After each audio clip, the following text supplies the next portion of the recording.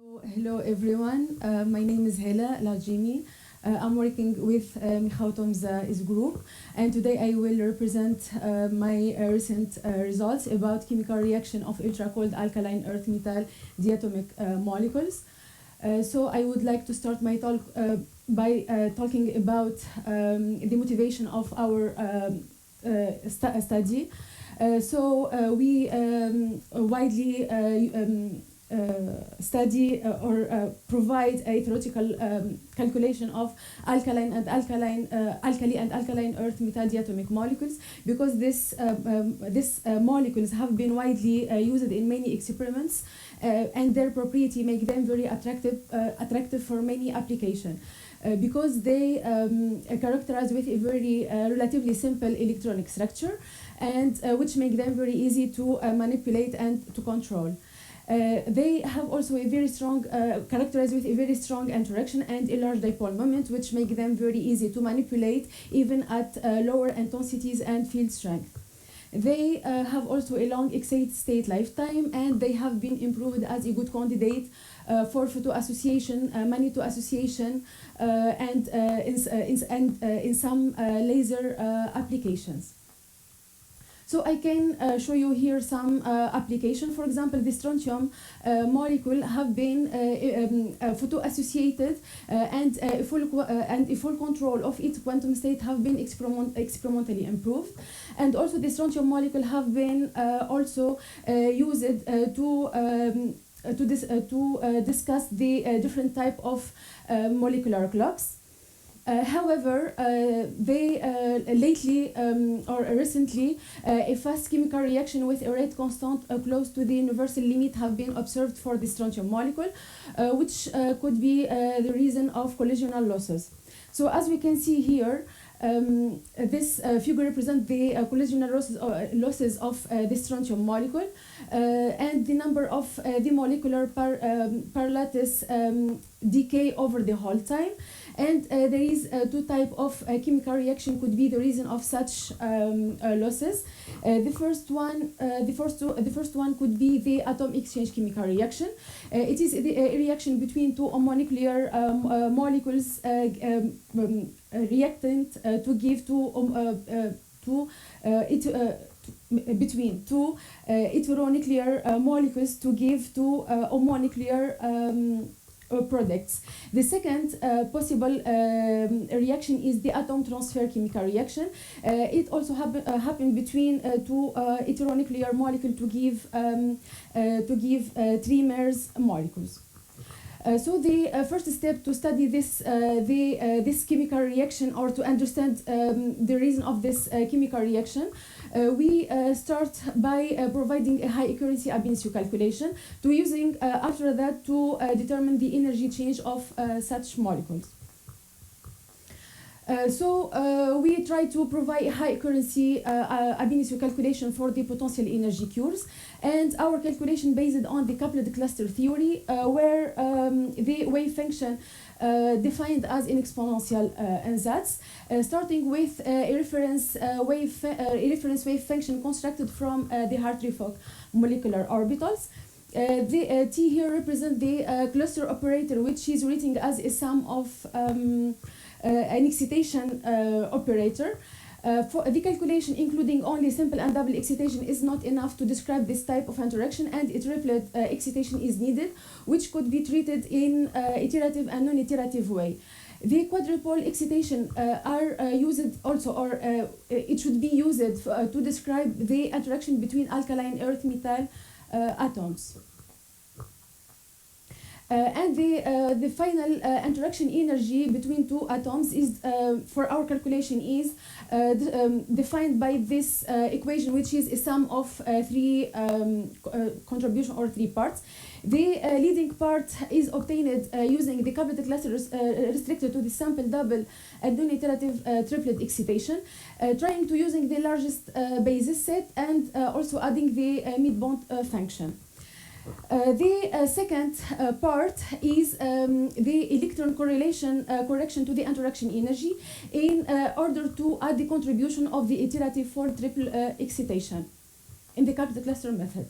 And the third part, we added this part for the calculation of between two alkaline earth-metal system or molecules in order to add the correction the correction of the electron correlation to add the contribution of the quadrupole excitation in the capital cluster method. It should mention also that we use a small correlativistic energy pseudo-potential for heavier atoms to describe the inner shell electron. And as I said, that we use a mid-bond function in order to extend our basis set, which places in the middle of our molecules. So in order to validate our chosen methods, we did some method tests.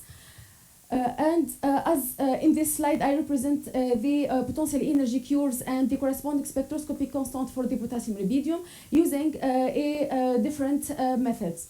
So as we can see here that the values or the result of using MP2 and the couplet cluster restricted to only some simple and double excitation is not enough for or not that accurate to describe this interaction. And the triplet excitation is also needed for high accuracy.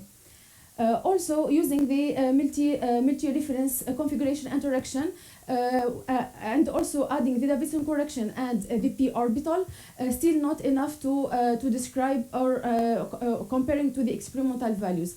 And only the couplet cluster restricted to CCSDT, giving relatively good results with a with a relative difference around 1.47%. In addition, adding this the full triplet correction improve slightly the depth of well in this case. So after that, we analyze the effect of this triplet correction to another type of interaction. For example, here for the strontium rubidium, which for example it's describing the interaction between one open shell and one closed shell atoms. As we can see here, that adding the full triplet correction improves the depth of well with around 6%. Which is mean significantly, and also for the beryllium 2, which describing the interaction between two closed shell molecules, where adding the triplet, the full triplet correction is very high. It's around 18% in these two cases. And also adding the quadruplet excitation for the beryllium 2 is also needed because as we can see here, it also improves the depth of well with around 9.25%. So we can conclude that in contrast to the case of the interaction between two alkali-metal dimers, the good description of the interaction between alkali-metal and two alkali-earth-metal dimers has to take into consideration higher order of excitation. Okay, I can pass because there is no time. So I represent in this slide the root mean square of our calculation, and it is around 1.3% for the depth of well, and around for the alkali-metal dimers, and around 3% for the alkali-earth-metal dimers. So going now to the chemical reaction result, and I represent in this slider the results obtained by Hodson et al. Where they studying the chemical reaction of these systems. As we can see in these tables, they found that the atom exchange chemical reaction is exothermic for only the lithium alkaline and the potassium rubidium molecule. However, the atom transfer chemical reaction is always endothermic, which means that the trimer alkali metal is forbidden. In our case, we and using our high accuracy ab initio calculation, we calculate the energy change of the atom exchange chemical reaction. Using, of course, the dissociation limit of our dimers, and we found that the atom exchange chemical reaction for all combination is allowed. And also we provide another calculation for the trimers molecules, and we calculate also the energy change of the atom transfer chemical reaction, and we found that also this reaction is highly exothermic and contribute much more to the bimolecular trap losses. Two more. Okay, maybe I can take just one slide. So to understand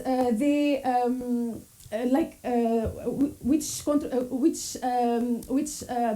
interaction is contribute to that losses. So in this slide I represent the one dimension cut through the ground state potential energy surfaces for the trimers, alkali-earth-metal and and tetramers, and as we can see here, and also their components into additive 2-body and non-additive 3-body and 4-body contribution.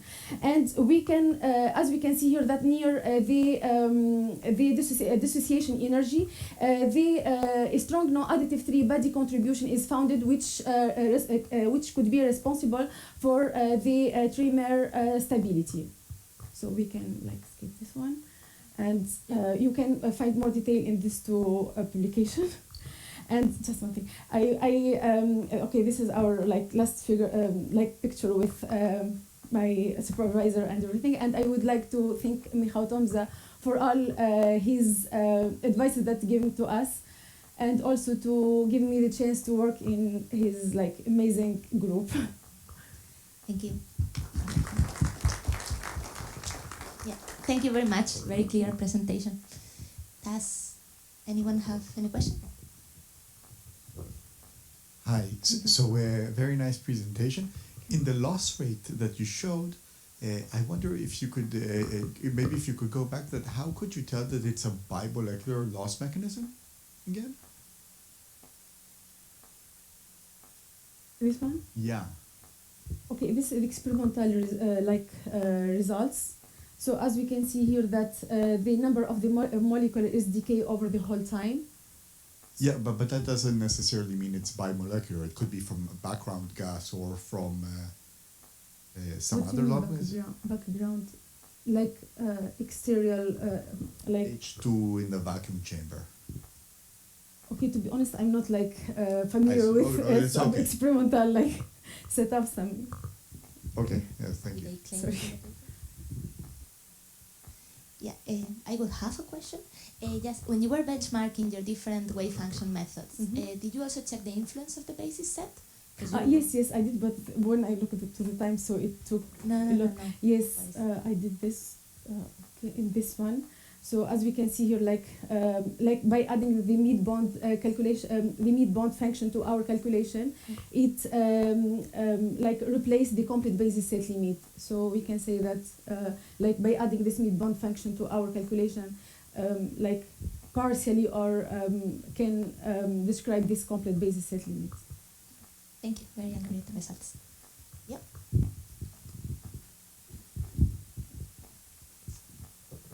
Thank you for the nice talk. I just wanted to ask how you have computed the complete basis set limit.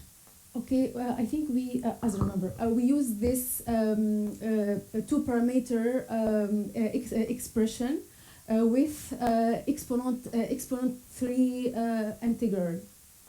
Means It's two very basis equation. sets are good Yes, enough? using the q zeta and 5 zeta basis sets. Yes, Means we two do basis sets are good enough two calculation and using this interaction energy for to calculate the complete basis set limit. Yes. Thank you. You're welcome. A very interesting study, but at the end of your presentation you mentioned the contributions of three-body terms, but was not clear to me how do you evaluate this contribution.